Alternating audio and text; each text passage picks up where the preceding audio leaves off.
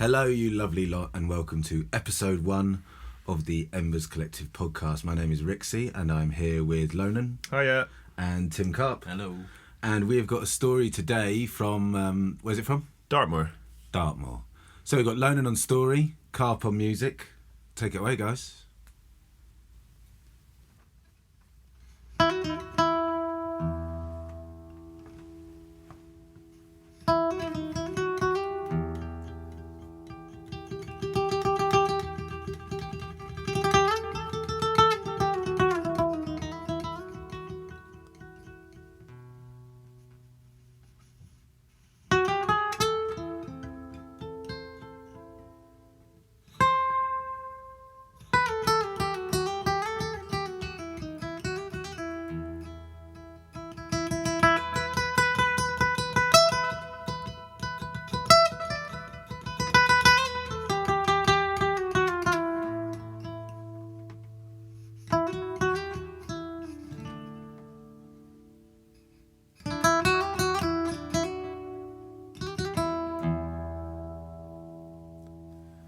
When the earth was much younger than it is now, it was inhabited by strange and wonderful creatures.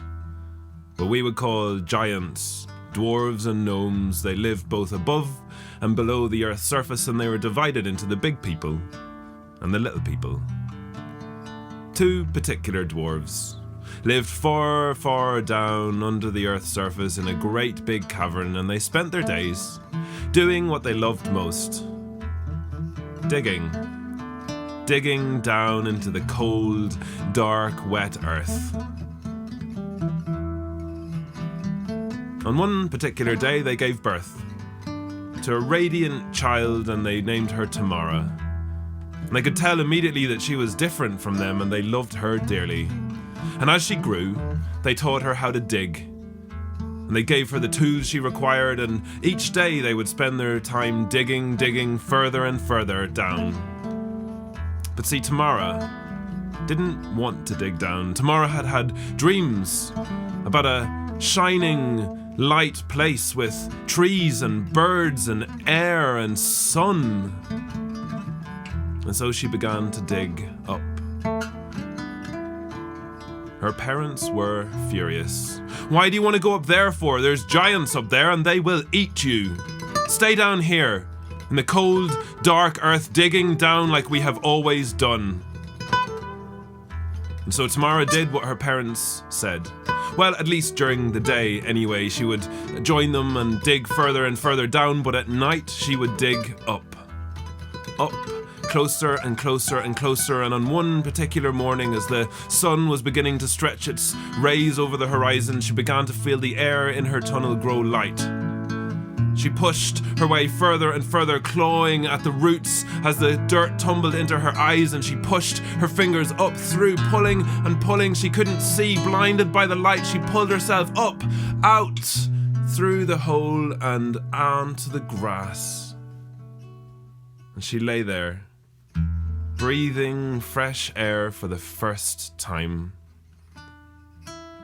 She stood up and looked around and saw that it was even better than she had dreamed about. She felt the sun warming her skin and the cool, wet grass beneath her toes.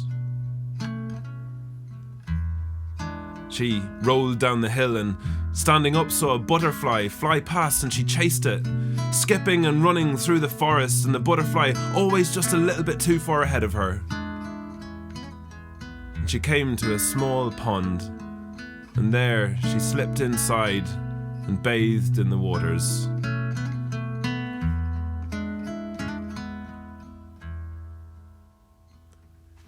It was here that two giants found her. Their names were Tavi and Torridge, and they were sons of the old giants of Dartmoor. They had never seen anything quite like her in their lives. She was so small. And they fell in love with her. As she stepped out of the pool, still chasing the butterfly, they followed her. And they were clumsy and slow, and they couldn't quite keep up, and she was always too far ahead, and then she fell asleep beneath a great big tree. And the giant sat and watched as the dreams passed behind her eyes.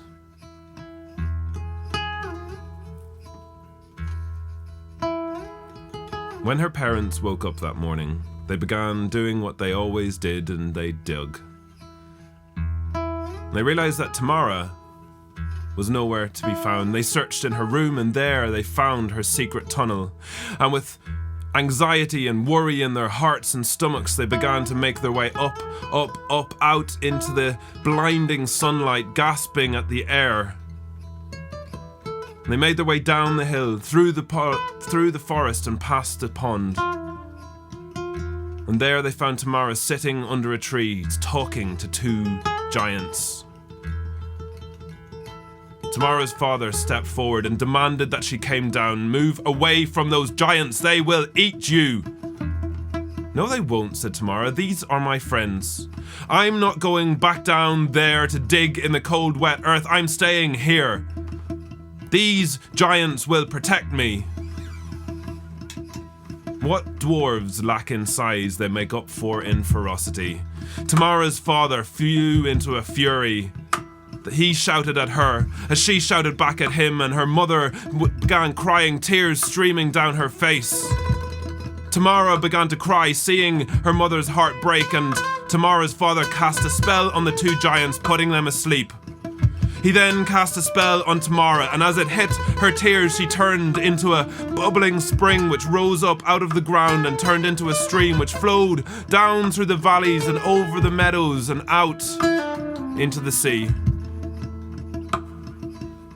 Realizing what they had done, Tamara's parents turned around and made their way back underground, knowing they would never see their daughter ever again.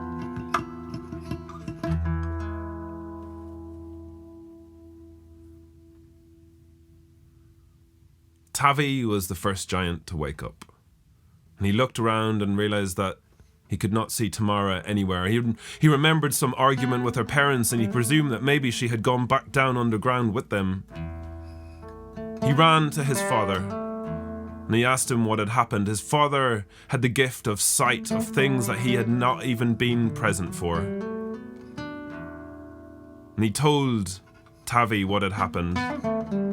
"She is gone," he said, "and I can send you to her, but it is a decision that I will regret for the rest of my life." And with that, he kissed his son on the head, and Tavi turned into a bubbling spring, which turned into a stream, which turned into a river, which flowed up over the hills and down through the valleys. And there, in a great big beautiful meadow, he saw Tamara, and he called to her, and she called to him, and there amongst the butterflies and the flowers they met, and they flowed out together into the sea at Bristol Sound.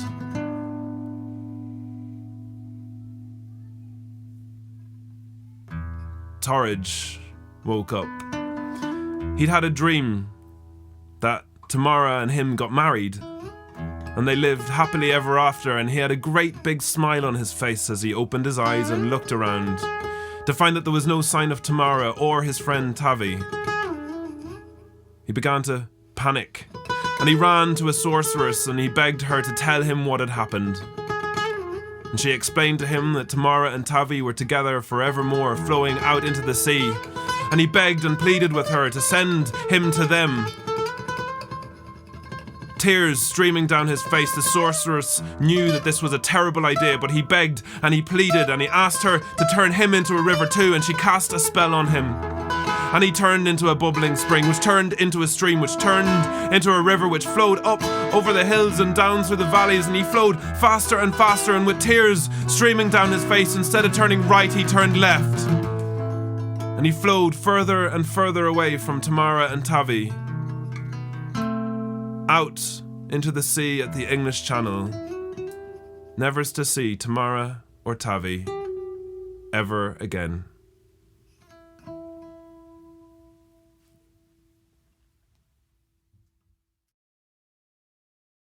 Thanks for that, Lonan. You're welcome. Well done. And thanks for the music help as well. You're welcome. So this is a part of the podcast where we want to hear the story, and then we just want to talk about it, whoever is in the room at the time, just to discuss I don't know really. What do we want to discuss? Just Yeah. I mean, I don't know. I guess I came across this one when I found it online. Actually, someone had written a lovely version of it. I've been telling it for a while, haven't I? Done this quite a few. Yeah.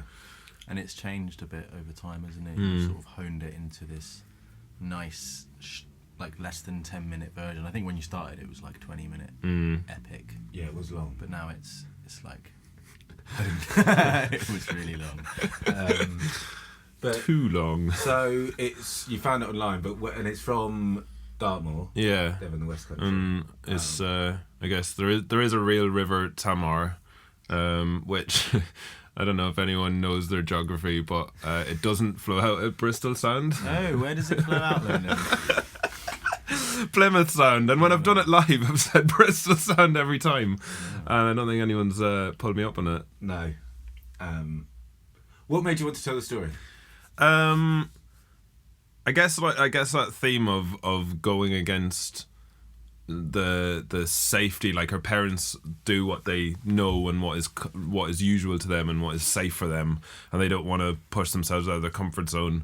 And I quite like that idea of someone rebelling against that, and that, you know, very that metaphorical rebirth where she comes out of the earth and she's discovered this land which her parents have told her is dangerous but actually isn't. But it does end badly, I guess, you know, but it's more through her parents' worry and fear rather than actually the worries and fears that they had of the giants eating her or anything happening to her. The kind of undergroundness is kind of a metaphor for suffocation of your parents or something like that, and them covering your eyes from what's really out there.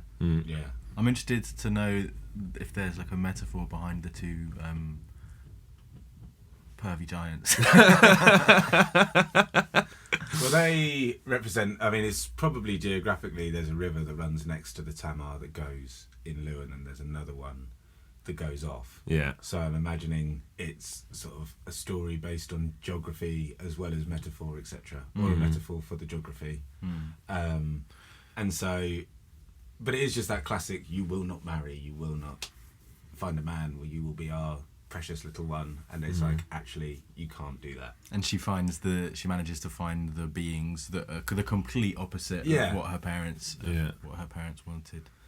It's the similar thing of like going out into the woods, isn't it? You know, the woods is where the danger and but also the excitement and where things happen and where life happens, and it's a similar kind of thing of being warned not to go somewhere, but then of course you want to do it even more. I know something I noticed today when you told it. The first time I noticed was, so she comes out and she's chasing the butterfly and she just can't seem to catch that butterfly. And then the same thing happens with the giants, and she's like, she's kind of running away and they're trying to catch her, and they just out of her grasp a little bit as well. I wonder if there's anything in that as well. Yeah, definitely.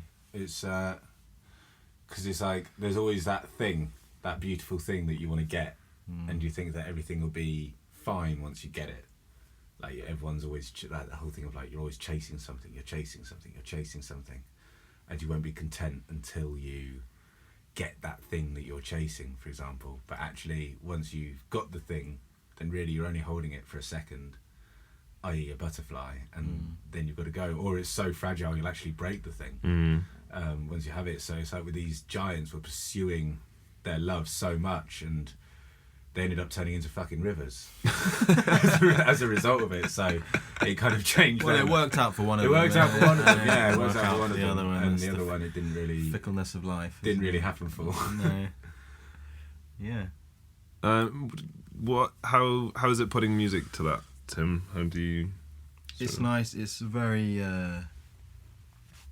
I don't want to say easy story to put music to, but it has very clear themes. It's like, okay, she's a kind of trapped girl at the start, and when she's reborn out into the world, you know, there's a change. That's kind of how I work with the music. With this one is the 3 or 4 varying scenes: underground, overground. Then there's the kind of battle scene where it gets a bit intense, and I started playing a bit of a beat on the guitar.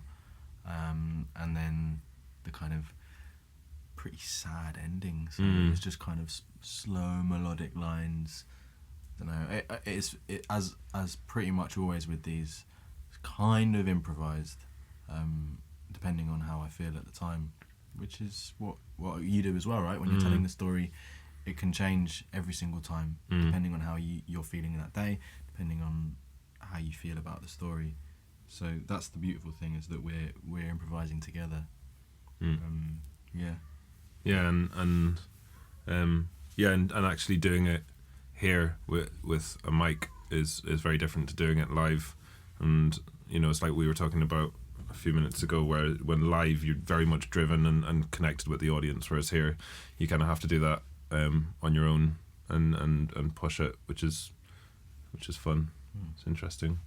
And when it is sad, like when we've done it live, it always kind of gets a bit of a the room just kind of goes afterwards, and normally we have to. It's nice to follow it with something a bit lighter and a bit more fun.